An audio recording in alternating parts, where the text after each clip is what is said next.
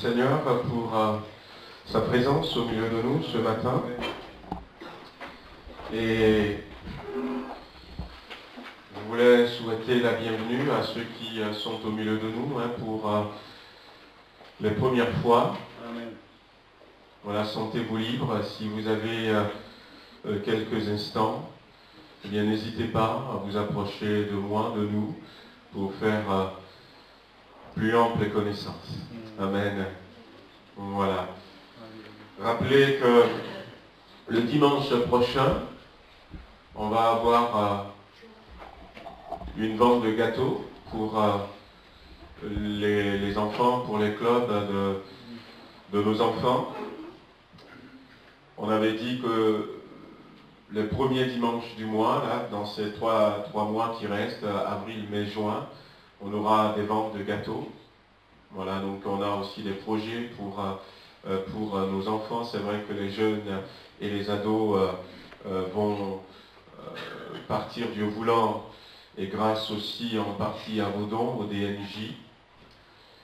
Mais il y aura notre mini-colo avec camp d'ados à l'Ascension, au week-end de l'Ascension, à la Mûre-sur-Azerque. Je reviendrai peut-être à partir du dimanche prochain vous apporter un peu plus d'informations. Et puis on aura aussi une sortie pour les enfants, une sortie de fin d'année pour tous les enfants du club. Alors on va en reparler parce qu'on voudrait les amener pendant une journée dans un parc. Il y en a pas mal dans les environs. Il y en avait 2 qui ont été évoqués. Donc on est en train de prendre les renseignements. Et c'est vrai que ces ventes de gâteaux nous permettent bien qu'au final ça revienne moins cher, voire gratuit pour les parents. Voilà, donc si vous pouvez, en plus des animateurs, faire un gâteau qu'on va vous revendre dimanche prochain, n'hésitez pas, approchez-vous de Maggie et dites-lui. Voilà, je voulais aussi rappeler que nous, on va partir demain matin avec Bertrand. On va donc aller en convention. Donc je vous en avais parlé aussi déjà un peu.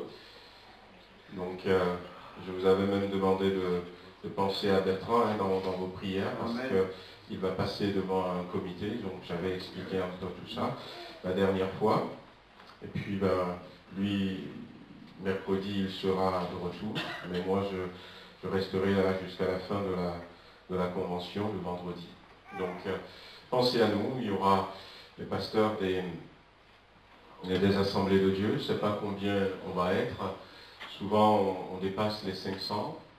Il y a certains pasteurs qui viennent avec leurs épouses. Et puis, il y a Viens et Vois. Il y a des stands qui sont là, l'action missionnaire. Donc, il y a même des stands de certaines associations évangéliques qui viennent. Donc du coup, voilà, on est assez nombreux. Et on a des moments spirituels, on prie. Des fois, on a des moments de jeûne pendant la semaine. Et puis, on cherche la face du Seigneur.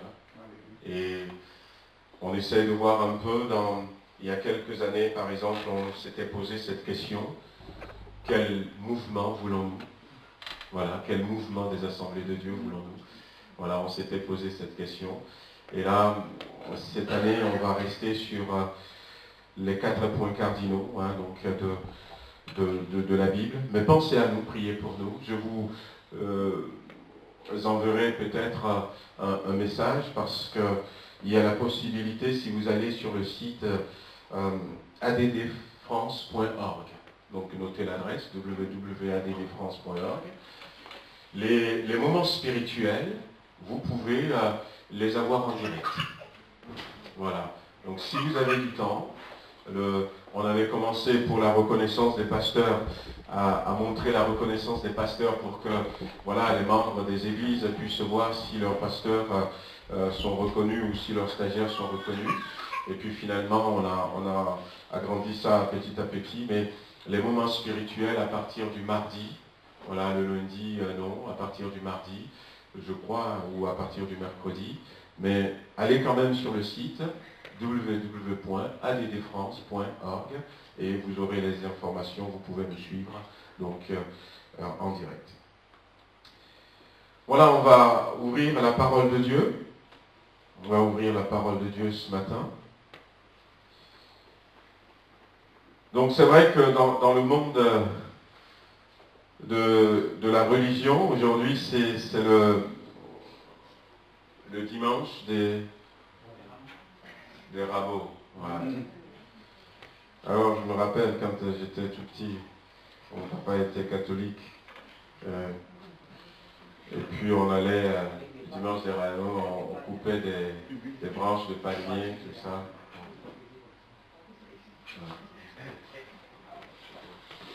Ça ouais, quand c'est que de la religion, c'est là où c'est pas bien, mais quand ça nous apporte quelque chose, là c'est bien.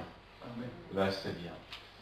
Et souvent dans la religion, on fait des choses sans forcément les comprendre, sans savoir pourquoi est-ce qu'on les fait, mais dans la relation avec Dieu, on comprend les choses et on sait pourquoi il y a de telles ou telles choses. Et quand on va dans une certaine direction, on sait pourquoi on va dans cette direction. Eh bien, nous allons lire un passage de la Bible sur lequel je vais m'arrêter un peu. Dans Matthieu 14,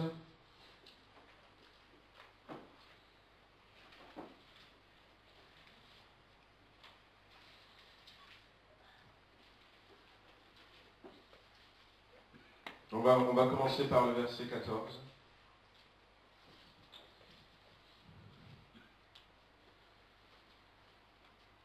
Quand il sortit de la barque, il vit une grande foule. Et Jésus fut ému de compassion pour elle, et il guérit les malades. Le soir étant venu, les disciples s'approchèrent de lui et dirent, « Ce lieu est désert, et l'heure est déjà avancée. Renvoie la foule afin qu'elle aille dans les villages pour s'acheter des vivres. » Et Jésus leur répondit, « Ils n'ont pas besoin de s'en aller. Donnez-leur vous-même à manger. » Mais ils lui dirent, « Nous n'avons ici que 5 pains et 2 poissons. » Et il dit, « Apportez-les-moi. » Il fit asseoir la foule sur l'herbe, prit les 5 pains et les 2 poissons, et levant les yeux vers le ciel, il rendit grâce. Puis il rompit les pains et les donna aux disciples, qui les distribuèrent à la foule. Tous mangèrent et furent rassasiés, et l'on emportant 12 paniers, pleins de morceaux qui restaient. Ceux qui avaient mangé étaient environ 5000 hommes, sans les femmes et les enfants. Amen. On va lire encore un autre verset dans le psaume 118, le verset 25.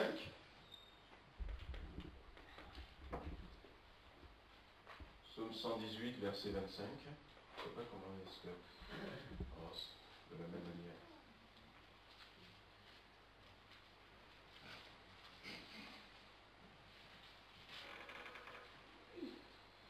Alors il est marqué, « Ô Éternel, accorde le salut. Ô Éternel, donne la prospérité. » Ô Éternel, accorde le salut. Ô Éternel, donne la prospérité. Amen.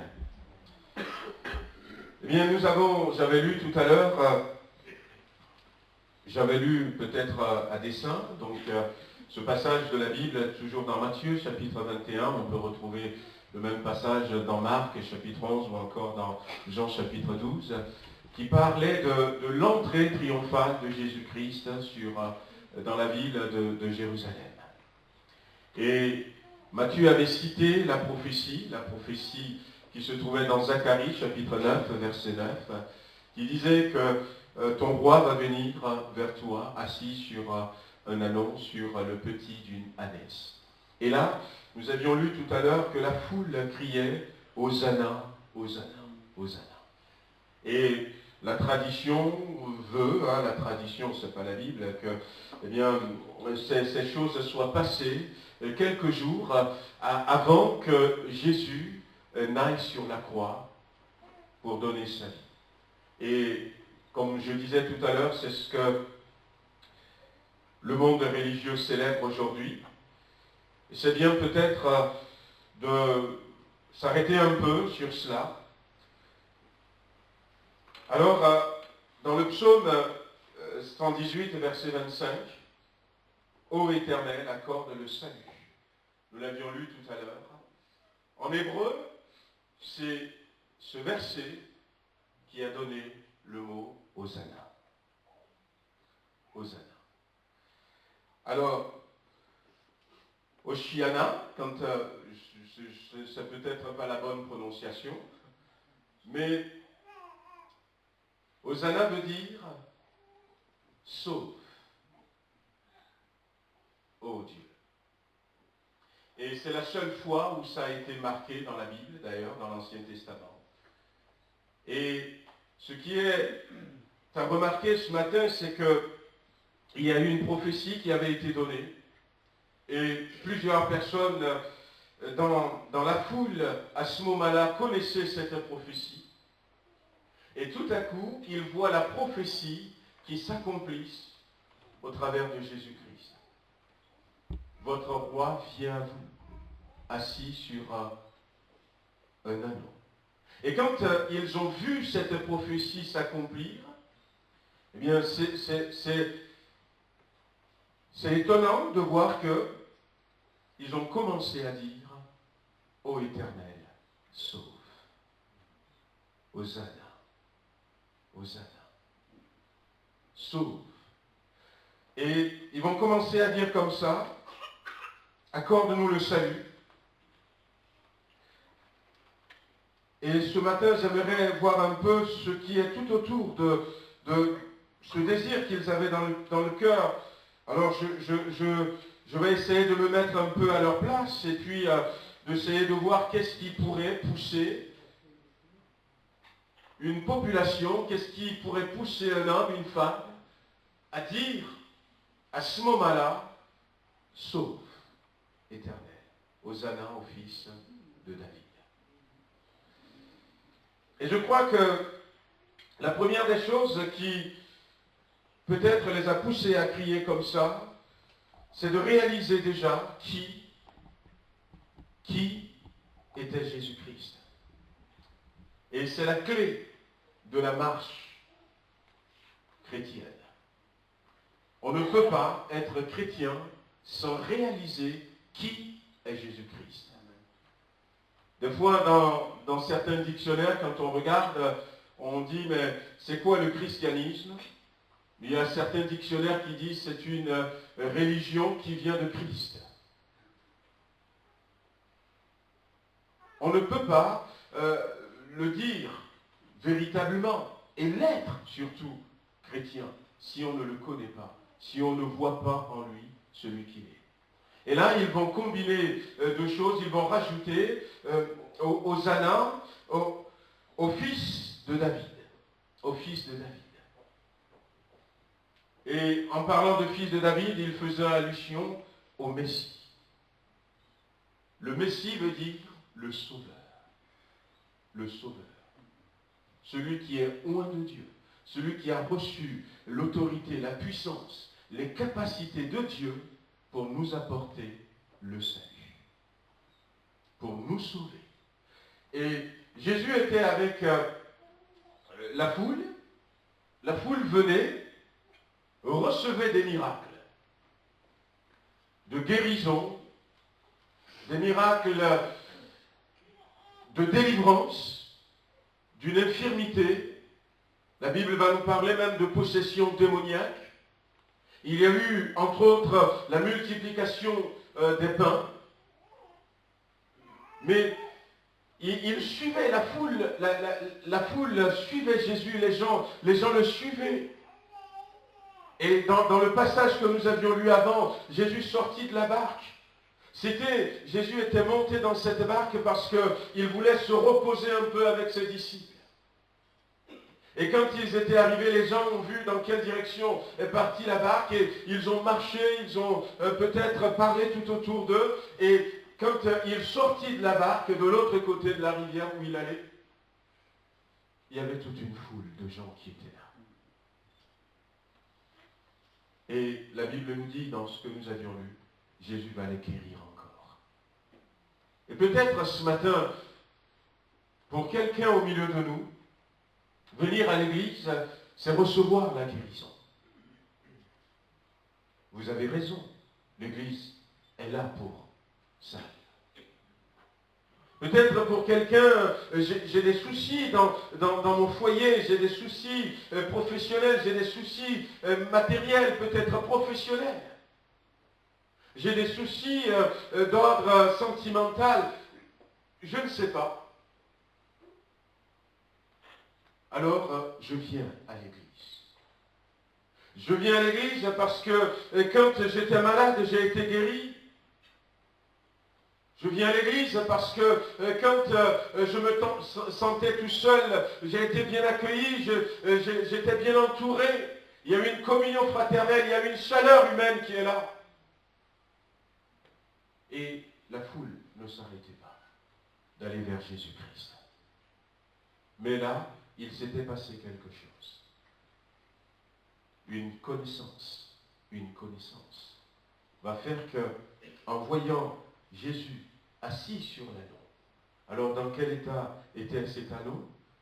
Il n'a pas été préparé, puisque Jésus a simplement dit à ses disciples, allez dans le village et vous allez voir un anneau avec peut-être une ânesse, détachez-les et amenez-les.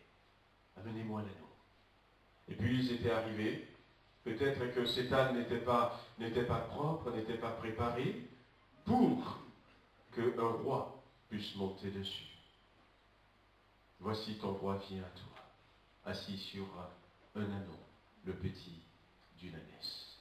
Alors ils ont pris ça, ils ont dit on ne va pas le faire asseoir comme ça. Parce que tout à coup, il réalise quelque chose. Eh bien c'est quand même la prophétie. Il va s'asseoir sur l'anneau. Ça voudrait dire qu'il est le roi. Il est le roi. Et cette connaissance va changer leur attitude vis-à-vis de Jésus-Christ. Et à un moment donné, les disciples aussi étaient comme la foule. Mais tout à coup, ils réalisent que non, Jésus-Christ n'est pas digne de s'asseoir sur un âne sale. Il est digne de propreté. Ils vont changer leur attitude. Et lorsque nous venons à ce jour, si c'est simplement pour secouer des branches de palmier et puis peut-être nous réjouir, nous serons dans la même situation. Mais cette situation nous dit que les gens ont pris conscience que Dieu est saint et qu'il mérite la sainteté. Que Dieu est grand et qu'il mérite que nous nous prosternons, nous nous abaissons devant lui. Cette situation va leur montrer tout à coup que celui qui est là devant eux ne doit pas être traité comme nous traitons tout le monde. Même si Jésus à un moment donné va leur dire, eh bien, beaucoup plus tard, vous êtes mes amis, je vous appelle mes amis. Et là, tout à coup, il y a la relation de maître et de serviteur qui se fait claire. C'est lui le maître, et moi je suis le serviteur. La dignité de Jésus-Christ. C'est un homme qui est digne. Alors je le disais tout à l'heure, peut-être qu'il y a des personnes qui sont au milieu de nous pour la première fois et qui vont se dire, mais comment parle-t-il à Dieu? Il est digne d'être loué. Vous avez dû l'entendre ce matin. Il est digne d'être loué parce qu'un jour, nos yeux se sont ouverts et nous avions compris que si nous sommes là, et ce que nous avons, c'est grâce à lui. Amen. C'est grâce à lui. Oui, que ce matin, eh bien, ça puisse changer notre attitude. Ils ont réalisé cela. Mais en réalisant cela, Ce qui est bien, nous sommes toujours dans cette démarche où nous voulons que les autres voient. Et que Jésus-Christ est vivant encore aujourd'hui. On a partagé ça pendant toute cette semaine. Au travers de nous, qu'ils voient que Jésus est vivant, qu'ils voient que Jésus guérit, qu'ils voient que Jésus est celui qui sauve. Et là, c'est effectivement, en faisant cela, en mettant leurs vêtements sur cet anneau, et en faisant asseoir Jésus-Christ, ça va ouvrir les yeux des autres, de tous ceux qui sont tout autour. Nous sommes encore une fois dans ce mouvement d'évangélisation, être des témoins. Être des témoins. Qu'au travers de moi, l'autre voit que Dieu existe. L'autre voit que Dieu existe. La France a toujours été une nation religieuse. Mais maintenant, il y a de grandes menaces sur le plan religieux contre notre nation, la France. Il y a beaucoup d'autres religions qui veulent s'accaparer de cette belle nation. Parce que pendant trop longtemps, nous avons été des religieux, avec des habits de dimanche, certes, avec peut-être des palmes dans la main, mais nous n'avons pas réalisé ce qu'ils ont réalisé. Qu'on ne parle pas n'importe comment lorsqu'on a Jésus-Christ en face de nous. Qu'on ne se comporte pas n'importe comment lorsque nous avons Jésus-Christ en face de nous. Mais c'est ce qu'ils ont réalisé. Et le peuple aussi a vu cela. Le peuple a vu cela, et puis le peuple va prendre, il y a certains qui vont carrément mettre leurs vêtements par terre. C'était pas goudronné. Alors je ne sais pas si c'est la saison des pluies, je ne crois pas, mais c'était pas très propre. Mais il voulait même que l'âne. C'est jusqu'à ce point qu'il place Jésus-Christ. Je peux enlever ma veste pour le mettre par terre. Et ce n'est même pas Jésus, son âne puisse marcher dessus. À quel niveau est-ce que vous placez Jésus ce matin, frères et sœurs? Jusqu'à quel point il est digne, il est important à vos yeux. À vos yeux. Ils ont ouvert leurs yeux. Et après, ils vont commencer à dire, sauve, éternel. Ils ont ouvert leurs yeux sur Jésus-Christ, mais ces gens-là étaient conscients également de leurs besoins, de leurs problèmes. En disant, sauve, éternel. Ou encore, comme nous l'avions lu, accorde-nous le salut. C'est parce qu'ils ont réalisé qu'ils ont besoin de salut. Ils étaient comme dans ce passage que nous avions lu en premier. Ils avaient leurs besoins. Dans ce passage, c'est vrai que c'est un besoin de nourriture, mais ça symbolise tous les besoins que nous pourrons avoir.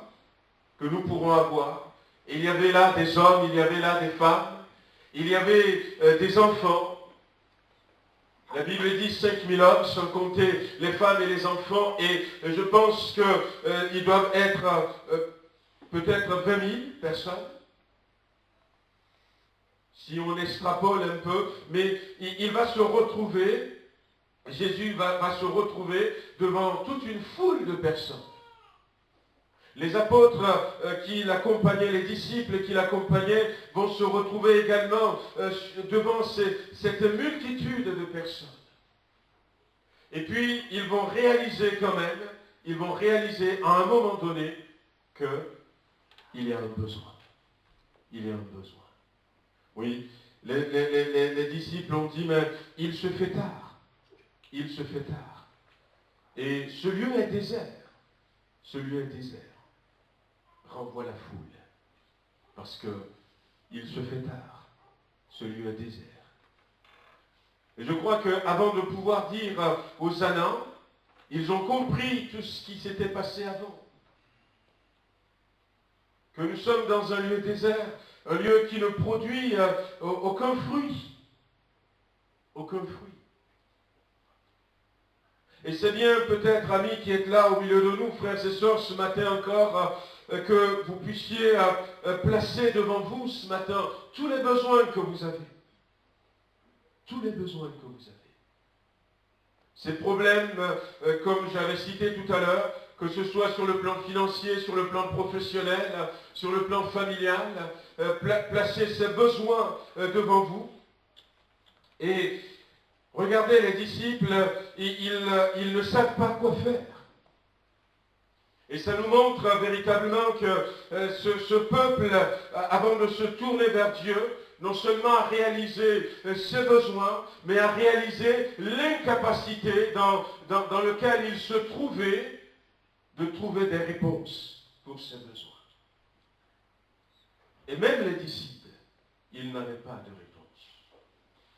À un moment donné, ils se sont dit, bien, c'est dans Jean chapitre 6 qui rapporte les mêmes faits, où les disciples vont se dire, mais même si on achetait du pain pour 200 deniers, et 200 deniers, c'est le salaire de 200 jours. De 200 jours. Aujourd'hui en France, si quelqu'un gagne 10 euros par heure, avec les 35 heures, on a à peu près 7 heures de travail par jour. Donc ça fait 70 euros par jour, multiplié par 200. Multiplié par 200. Ça fait à peu près 14 000.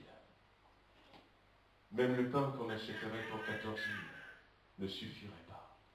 Alors, ils étaient en train d'évaluer les ressources qu'ils avaient.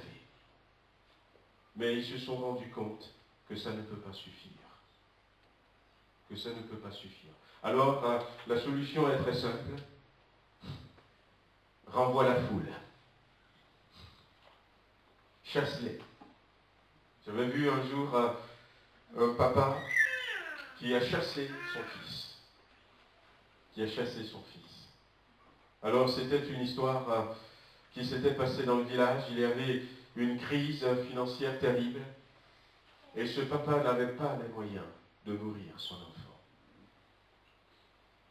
Et il a chassé. Il a renvoyé. Ouais. C'est pas toujours évident quand on n'a pas les moyens pour faire face à nos besoins. Mais ces gens ont réalisé que Jésus-Christ, il est le Sauveur, il est le Messie.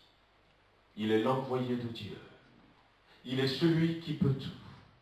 Certes, ils l'ont vu déjà avant, mais ils n'ont pas réalisé que c'est lui. À un moment donné, quelqu'un même ira jusqu'à dire, es-tu celui qui doit venir? Ou devrons-nous en entendre un autre? Et là, tout à coup, les yeux s'ouvrent. Bien-aimés, que ce matin, vos yeux puissent s'ouvrir et comprendre que les besoins que vous avez, il y a quelqu'un qui peut y faire face. Amen. Jésus n'était pas du tout déboussolé parce qu'il savait ce qu'il allait faire. Quelqu'un disait tout à l'heure dans sa prière que Dieu l'a vu. Dieu l'a vu. Et Dieu nous voit. Il vous a vu ce matin. Il vous a vu avec votre joli vêtement. Mais il a vu ce qu'il y a à l'intérieur. Il a vu ce qui est dans votre cœur. Il a vu les soucis que vous avez. Et en disant Hosanna à celui qui vient au nom du Seigneur, il réalise également que toutes les ressources sont en lui. Toutes nos ressources sont en lui. Toute la puissance, toute la capacité, il peut pourvoir à tout. C'est ce qu'ils sont en train de réaliser. Bien-aimés, je crois que cette interjection Hosanna nous invite aussi à la foi, à mettre notre foi en Jésus-Christ. À mettre notre foi en Jésus-Christ. Jusqu'à quel point est-ce que nous croyons en Dieu ce matin? On en avait parlé un peu ces derniers temps avec le jeûne et prière. Mais ayons la foi en Dieu. Jésus, c'est là qu'il va leur dire. Le lendemain, il va leur dire, en voyant un figuier qui n'a pas de fruits, et il va parler à ce figuier en disant que personne ne mange plus de ton fruit. Et le jour qui a suivi encore, le figuier a desséché complètement. Alors, les disciples ont dit, mais regarde, maître. Ils vont même utiliser le terme en disant, le figuier que tu as maudit a desséché. Mais Jésus va leur dire, ayez la foi en Dieu. Ayez la foi de Dieu. Et si vous avez la foi, vous direz à cette montagne, ôte-toi de là et va dans la mer. Et la montagne va vous obéir. Et la montagne va vous obéir. Ah, je me rappelle de cette histoire, peut-être que c'était une histoire vraie. Je l'ai déjà racontée, peut-être que vous l'avez lu aussi. De cet homme qui s'était avancé vers le chrétien et lui a dit, mais tu vois, moi je ne vais jamais devenir chrétien parce que dans la Bible, il y a des choses qui ne sont pas vraies. Comme quoi? Eh bien, par exemple, il est dit, si tu crois, tu diras à cette montagne, déplace-toi de là et va dans la mer. Et sa maison se trouvait pas loin de la mer, sur la montagne. Tu vois, c'est des choses qui ne sont pas vraies, qui ne sont pas sensées, et c'est pour des choses comme ça que moi je ne crois pas. Et le chrétien lui a dit, tu sais, il vaut mieux croire, parce que ce qui est marqué dans la parole de Dieu, c'est la vérité. Dieu est capable de déplacer cette montagne sur laquelle se trouve ta maison et de la mettre dans la mer. Il a dit, écoute, s'il peut le faire, à ce moment-là, je le croirai. Ça n'a pas tardé. La nuit même, il a commencé à pleuvoir. Une tornade pas possible, des éclairs. On entendait des bruits assourdissants. Et puis, à un moment donné, l'eau a commencé à rentrer dans la maison. Le toit s'était fendu. Alors, branle-balle de combat. Qu'est-ce qui se passe? Et puis son épouse lui dit, je crois que les éclairs sont tellement forts que la montagne s'était fendue. Alors il s'était rappelé tout de suite. Il a commencé à trembler. Ils sont sortis précipitamment. Et ils ont vu la montagne de loin. Effectivement, la montagne s'était cassée en deux. Et partait vers la mer. Partait vers la mer. Rien n'est impossible à Dieu. Mais jusqu'où va notre foi? Jusqu'où va notre foi? Bien-aimé, eh bien, si je crois que pour mon mal de tête, un cachet de Doliprane est suffisant, eh bien, le cachet de Doliprane va me guérir. Peut-être. Mais si je crois que Jésus-Christ est capable de me guérir, eh bien, il va le faire. Ça dépend de ma foi. Ça dépend de ma foi. Et cette interjection nous invite à mettre notre foi en Jésus-Christ. Celui que Dieu a envoyé pour nous sauver. Et quelles que soient les circonstances, et quelle que soit la situation, on était parti pour des cérémonies de deuil pour une des tantes de Maggie à Paris. On est rentré hier vers 23h. Puis on était passé vers mon grand frère. Et puis, on était resté, on a dormi chez lui, on racontait des histoires, il revenait du Togo. Et puis il a rencontré un frère. Il a rencontré un frère avec qui on était au village. Celui qui est la première personne que j'avais amenée au Seigneur dans la foi. Et qui aujourd'hui est pasteur. Il était passé, il m'a raconté tout un peu. Et il m'a dit, on s'était rappelé des souvenirs. Et il m'a dit, mais surtout, il se rappelle quand il avait été mordu méchamment à plusieurs endroits par un chien. Un chien enragé.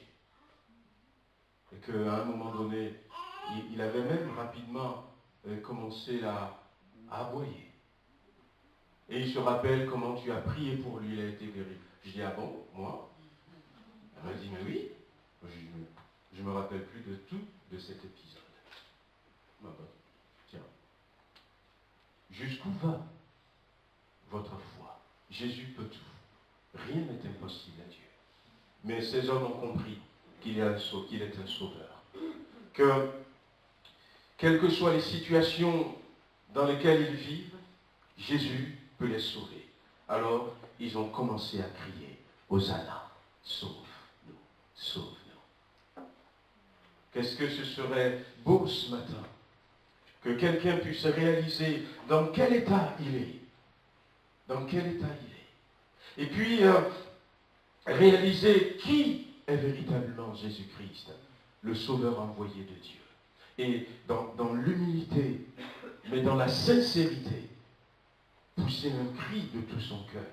Jésus, sauve-moi. Sauve-moi. C'est suffisant.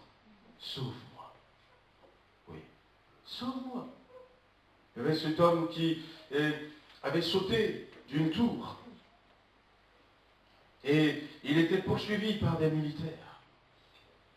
Poursuivi par des militaires il travaillait à l'aéroport. Et il s'enfuyait. Alors il est monté dans la tour de contrôle. Mais ceux qui le poursuivaient, et il savait que s'il arrêtait, alors il a sauté. La tour de contrôle est très haute.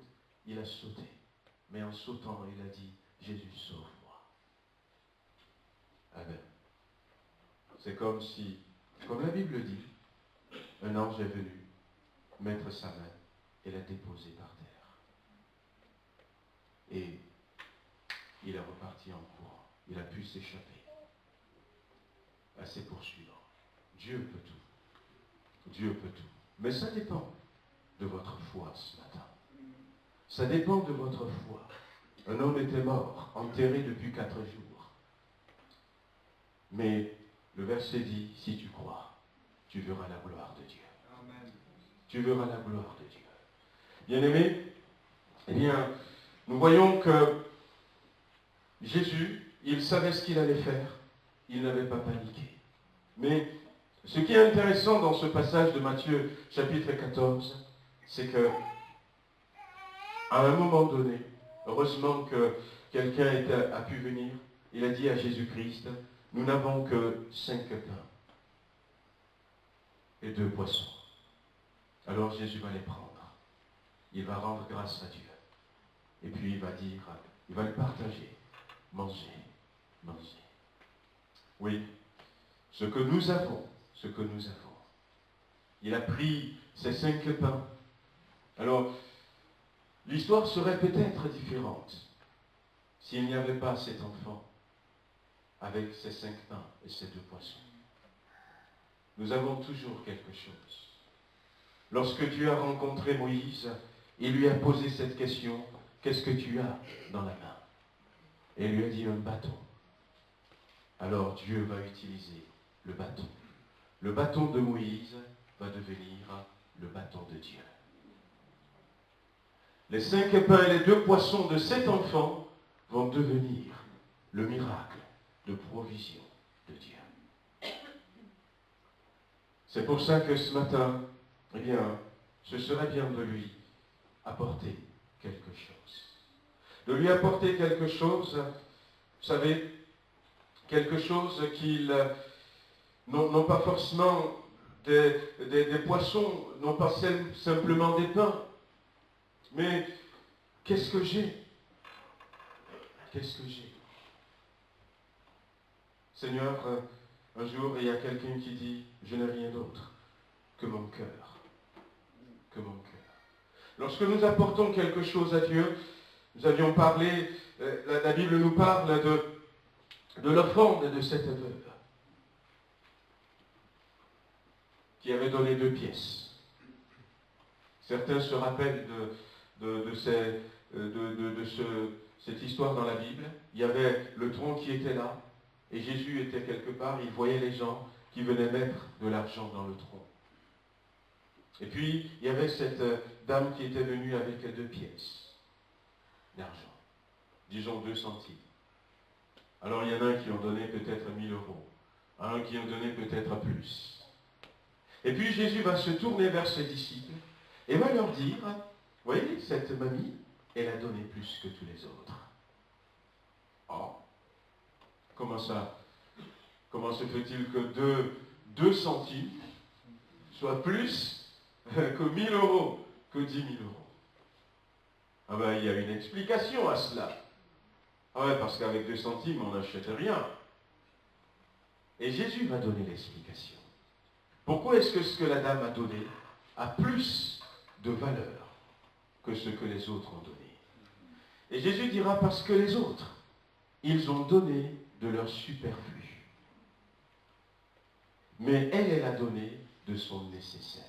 Autrement dit, Jésus dit, ce qui fait la valeur de ces centimes, c'est ce que cette femme, c'est de quoi cette femme s'est privée pour les donner. C'est de quoi cette femme, j'ai envie de changer un peu le mot, s'est séparée pour les apporter à Jésus-Christ. C'est ce que ça lui coûte. Celui qui a donné peut-être 1 000 euros, ça ne lui coûtait rien. Parce qu'il en avait peut-être d'autres milliers, d'autres dizaines de milliers d'euros peut-être. Alors, il a pensé que je peux donner 1 000 euros. Mais cette femme, elle n'avait plus rien. Elle avait donné son tout. Elle avait donné son tout. Ouais, qu'est-ce que tu as, frère? Qu'est-ce que tu as, sœur? Qu'est-ce que tu as, ami? Qu'est-ce que tu peux apporter à Jésus ce matin? Jésus dit que ce qui a de la valeur, c'est de quoi tu te sépares, de quoi tu te prives. C'est ça qui fait la valeur de ce que tu apportes à Dieu. Ce garçon a donné tout, ses 5 pains et tous ses poissons. Il y a un garçon ici qui avait 5 pains et 2 poissons. Sa maman, prévenante, a pensé que son enfant aura faim. Et l'histoire ne dit pas que, est-ce que tu peux donner deux pains et 1 poisson pour les autres et garder une partie? Non, il a tout donné. Il s'était séparé de tout.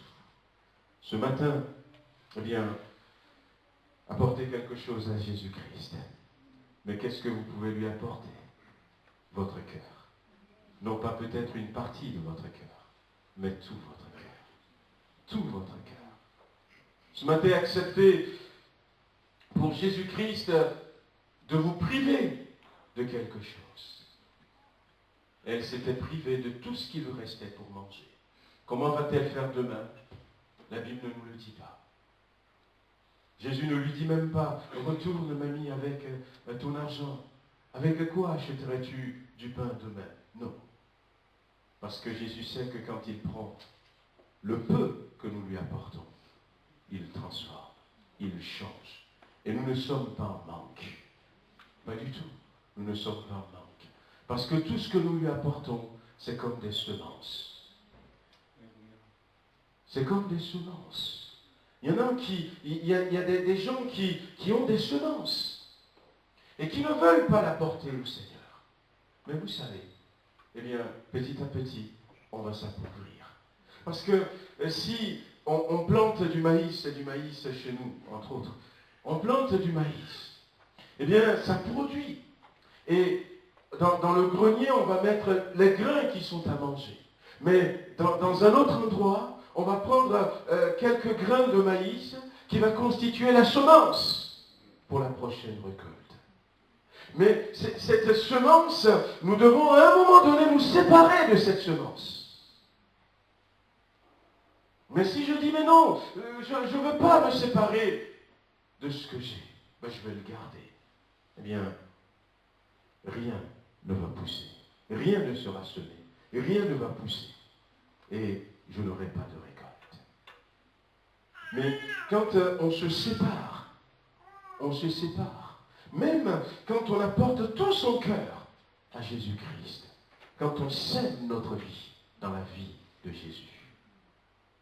Quand on sème notre être entier en Jésus-Christ, eh bien ça va repousser. Ça repousse tout doucement. Mais c'est beau. Parce que ce n'est pas le grain de maïs que j'ai mis en terre que je retrouve. Mais je retrouve d'abord une tige, une plante, avec des épis de maïs. Et la Bible nous dit que cet enfant, eh bien, va aussi vivre le miracle. Le miracle de la suffisance, non. Pas simplement de la suffisance, mais le miracle de l'abondance. De l'abondance. Il y en avait eu pour toute cette foule. Je disais peut-être 20 000 personnes. Ils ont mangé, ils se sont rassasiés. Et puis ils ont pris des paniers pour ramasser le reste. Et il y en avait 12 paniers. 12 paniers. Waouh! Et puis cet enfant va rentrer à la maison et va apporter 12 paniers de pain et de poissons. Ses parents vont dire, mais c'est quoi ça? Eh bien, c'est les 5 pains que tu m'as donnés. Ah oui?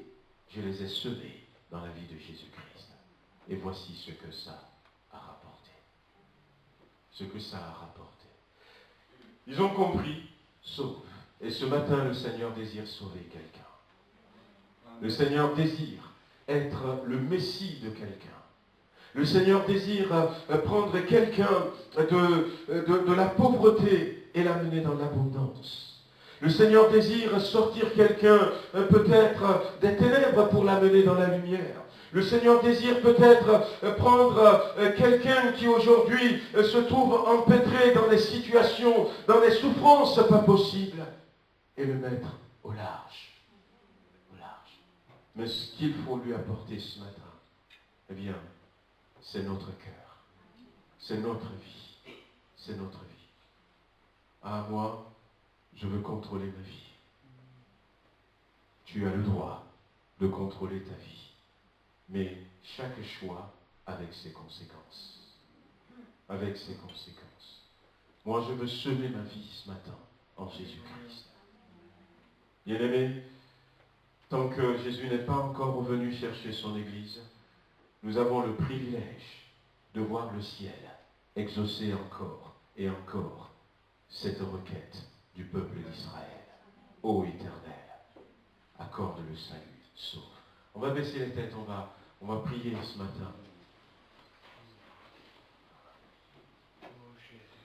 Peut-être que vous ne le saviez pas, qu'en criant ainsi, c'était aussi pour vous ce matin que le peuple d'Israël intercédait. Sauve, Éternel. La vie est devenue difficile et elle va de plus en plus difficile dans notre monde. La vie devient de plus en plus amère et nous avons besoin, amis qui êtes là, frères et sœurs, de nous appuyer sur Jésus-Christ, qui est un rocher qui ne bouge pas. Ce matin, je veux prier encore. Mais avant de prier, je voudrais que vous-même, là où vous êtes, que vous commenciez à lui dire, Seigneur, je t'apporte mon cœur.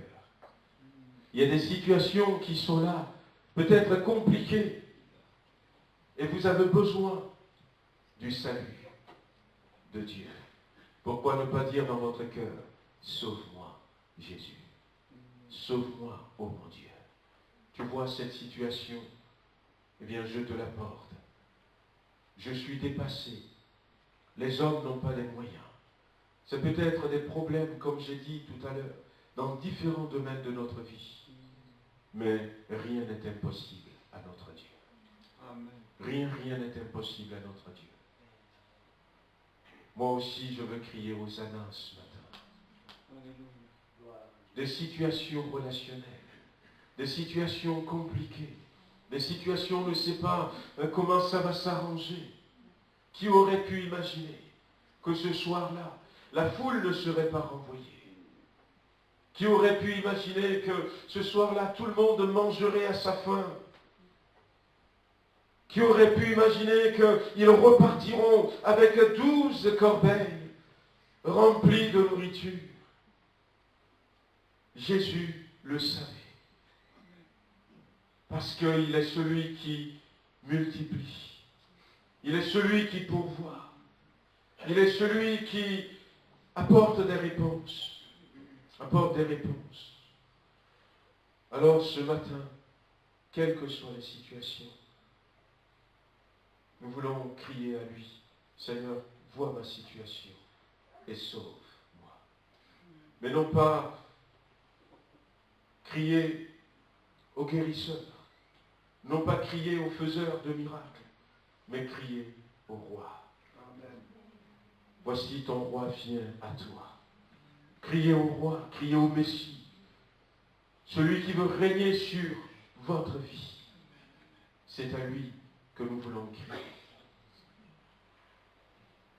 Seigneur notre Dieu, nous voulons te remercier ce matin. Tu es ce Dieu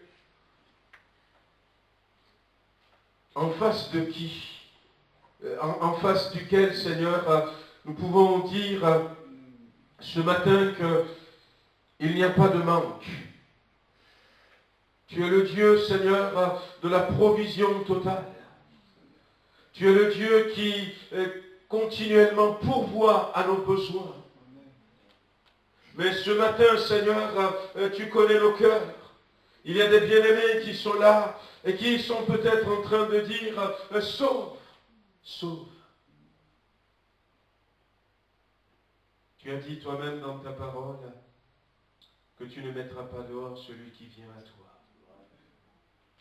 Seigneur, je disais tout à l'heure, dans l'humilité mais dans la sincérité, en sachant qui tu es et en faisant aussi le bilan de leurs besoins, ceux qui t'appellent sincèrement au secours. Seigneur, merci parce que tu as répondu. Amen. Tu as répondu, Seigneur. Et ce matin, Seigneur, dans le désert, il y aura de l'abondance. Il y aura de l'abondance dans la vie, Seigneur, de quelqu'un ce matin. Dans le désert qu'il traverse, il y aura de l'abondance. Il y aura du pain, Seigneur, à profusion. Et face à ces situations, à ces problèmes, Seigneur, il y a de la provision qui se manifeste. Non, personne ne repartira. Nous n'allons pas renvoyer la foule parce que nous t'avons, toi, ici présent. Toi qui guéris, toi qui relèves, toi qui délivres, toi qui libères, toi qui brises les jougs, mais toi qui réconcilies, toi qui pourvois à tous nos besoins, toi qui rien n'est impossible. Personne, Seigneur, ne repartira vide. Étends ta main ce matin. Étends tes mains ce matin. Tu connais les cœurs. Tu connais les besoins. Seigneur, je te bénis parce que tu as répondu. Tu as répondu ce matin. Que quelqu'un puisse repartir d'ici en disant, aujourd'hui c'est le dimanche des rameaux. Mais j'ai compris qu'un roi est venu. Et que ce roi est venu dans ma vie. Et que ce roi est à ma portée. Et que je peux désormais avoir le salut. Seigneur, béni sois-tu. Louange et gloire à ton Seigneur. Dans le beau et précieux nom de Jésus-Christ. Te loue, Seigneur. Amen. Béni sois-tu, Seigneur. Amen. Alléluia. Oh, nous te louons, nous t'adorons, Seigneur. Te bénissons. Si quelques-uns veulent encore remercier le Seigneur ce matin, n'hésitez pas.